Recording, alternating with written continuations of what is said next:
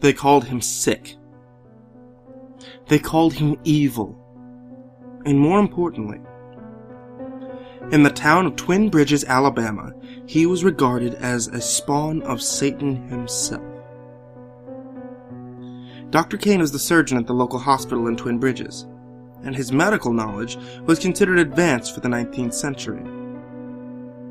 Twin Bridges was located deep in the forest, miles away from civilization.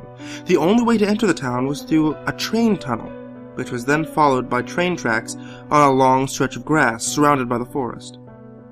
The town was prone to injuries, mainly stemming from the society that had developed. Children were the hunters and gatherers, women cleaned the houses and cooked, the men were officials, preachers, doctors, etc. Underdeveloped and unfit children were often among the children sent into the wilderness to hunt the wildlife and bring home to eat. And those children often came home severely injured, if they even came home at all. Dr. Kane was nearly never left without a patient to operate on. As the years passed, Dr. Kane slept less and less, eventually leading to the point where he never slept at all. His mental state deteriorated due to years of insomnia, and he hid it from the town as long as he could, driving him even madder.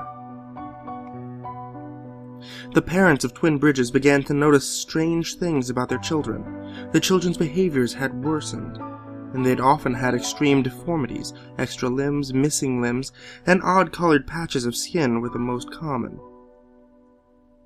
The Council of Twin Bridges agreed to start an investigation as to what was happening to the children, so that it could be prevented in future generations.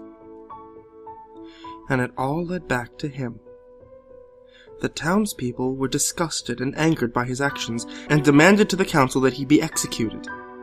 Being the only doctor in town, the council declined the inquiries, promising the townsfolk that they would fix the issue. But that wasn't good enough for the townspeople, and in the early morning of August 8th, 1854, Dr. Kane was captured by a group of townspeople and killed by a blow to the head shortly after. Over the years, the population dwindled. Having no medical professional, the children who were to hunt began to die more and more, creating a domino effect. 4 years after the death of Dr. Kane, the town's population fell to 0 after the death of a 10-year-old child. The town still exists, though few people know the location.